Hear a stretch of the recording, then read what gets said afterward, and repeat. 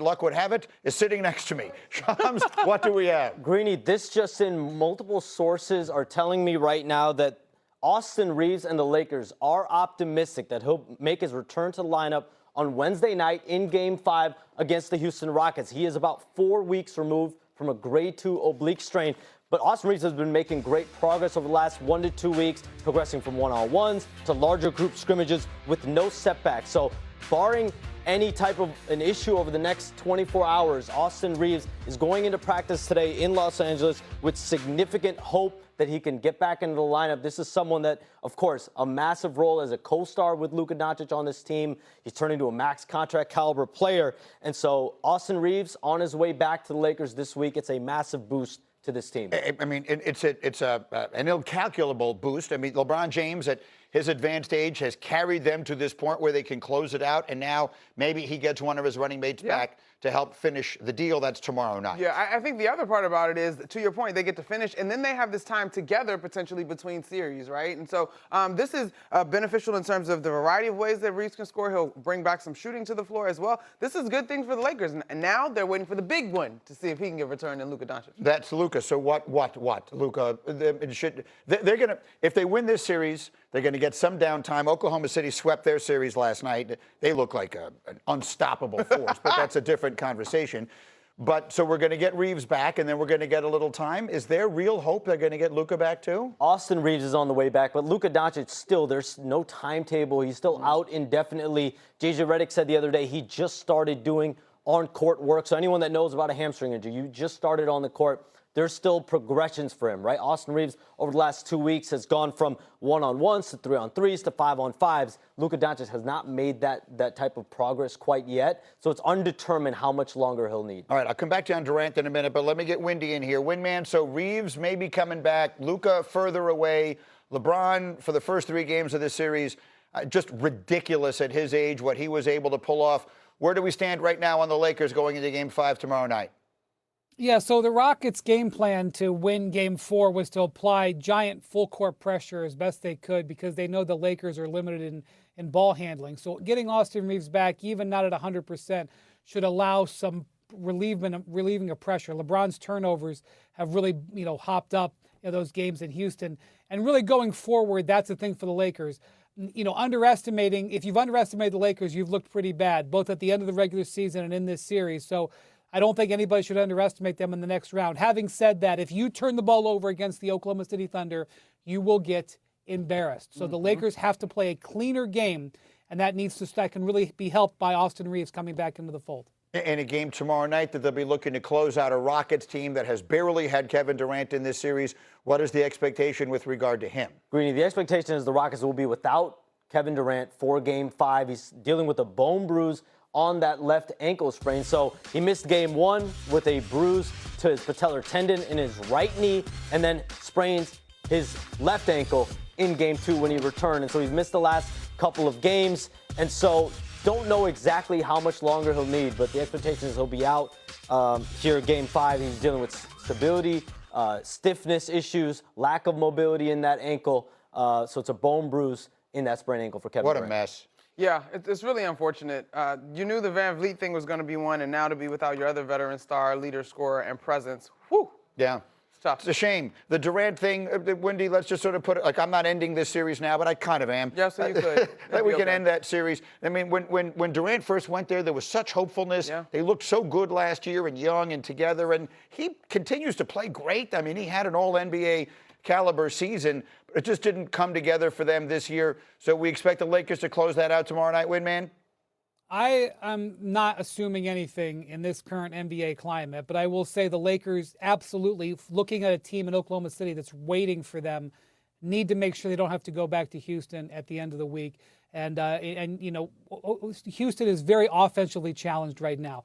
Just get some points on the board. You should be able to win this game. And if OKC's already won, the Lakers win tomorrow night, like the scheduling, maybe the weekend would be when they would start? Would that be the expectation? Is it that they would get to because some of these other series could wind up going 6 and 7 games. It's May 2 to May 4, right? Is the start. Is the start of round 2. Yeah. So do the math in your own head. Here we are almost to the end of the month. Meanwhile, also tonight, the Knicks take on the Hawks in the Garden. Pivotal Game 5, tied at 2 games apiece after the Knicks played extraordinarily well in Game 4. That man, Karl Anthony Towns, was sensational. They'll look to ride that momentum to win a game tonight that would put them within a win of either team, of course, obviously within a win of closing out the series. Monica, for those of you who don't know, does the radio for the Knicks. You know that team better than anybody. What did you see in Game 4, and what do you expect to carry over to Game 5? Karl Anthony Towns, 20-point triple-double and three-point shooting. That was back. If you look back at Games 2 and 3, when the Knicks don't shoot the three well, let me slow down, it's usually not a good formula for success, and we've seen that all throughout the regular season with this group. I also think schematically, the Knicks did a little hunting of their own in the same way that Jalen Brunson had been hunted on the defensive end. They went after C.J. McCollum. But that three-point line, Greeny, it really is sort of the elixir in a lot of ways for the Knicks in terms of both their energy and what they're able to do offensively. Having given up fourth-quarter leads and not been able to compete in the fourth quarter in Games 2 and 3, I hope that they are now on their P's and Q's and alert when they get back to the Garden at home. This series has been such a perfect microcosm of their season. Yeah. Because when they're good, you look at them and you say, oh my God, this team is ready to play with anybody. And then they have these lapses in these games where you don't see it during the season. Sometimes they would have a week to 10 days where that was the case. Where do we stand in your mind right now going into Game 5 of that series, Wendy?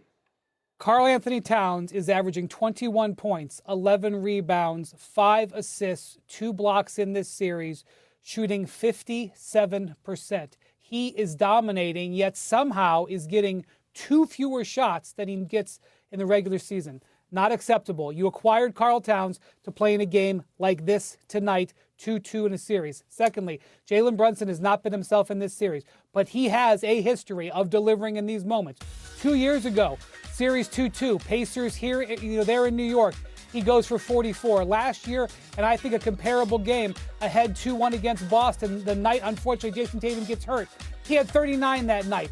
This is a night for Jalen Brunson and Karl Towns to carry the team as cornerstones.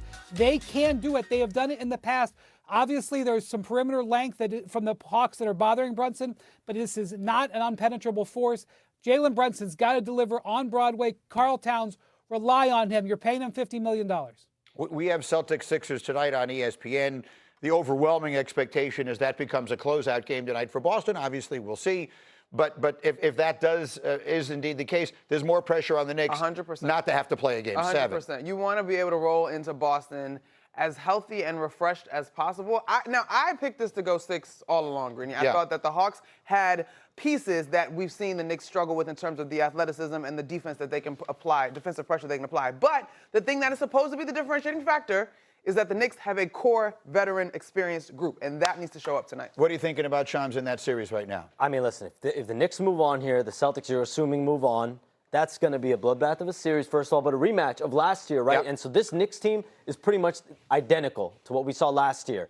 And they bested Boston. Even before the Jason Tatum injury, they were the better team in that series. So now you see a Boston team that's retooled. How will they fare? You see their motivation. Jaylen Brown and Jason Tatum, Jaylen Brown specifically, playing at a whole different level this year. And I got to believe, for those of us who love the Rocky movies, you envision the guy who's working out by himself in the gym, and it's all dark, and they've got a picture up on the board, and it's Jason Tatum who wanted to come back and get a shot at the Knicks. He's going to want his revenge.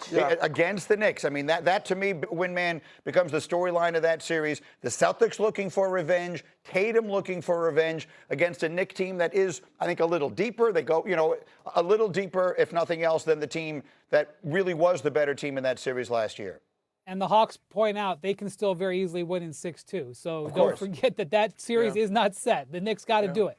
That's exactly right. Here I am talking about a series that has not been set yet. That's the Windman setting me straight. Let's do Hitting the Mark, which is brought to you by DraftKings Sportsbook. Monica, Jason Tatum, you like him to make more than 3 3-pointers tonight against Boston. Tell me why. I think last game he had 4. I think, don't quote me on that, but I know he shot a great percentage from the three-point line. I just think he's revving up, and this is an area of his game that is important in the postseason, and the Sixers have allowed him to have good looks. Yeah, and their defense really struggled the other night. The Sixers did with Embiid on the floor. You do like him to go over on 8 rebounds. Let's talk about that. Yeah, the conversation around his debut, if you will, in this postseason was rebounding, missing, and the pace. But I think that is an area where he can get some second chance opportunities, can energize his guys. Like that, I think, can be a powerful Joel Embiid presence, difference maker. And then for San Antonio, you like the over on Wembanyama, 25 points. Yeah, of the choices, I think this is the one that I was most appealed by.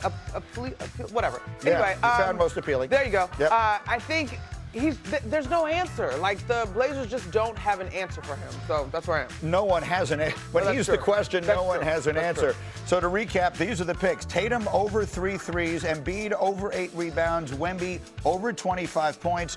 That's a parlay at DraftKings Sportsbook with the odds of plus 296. A reminder on DraftKings Sportsbook, all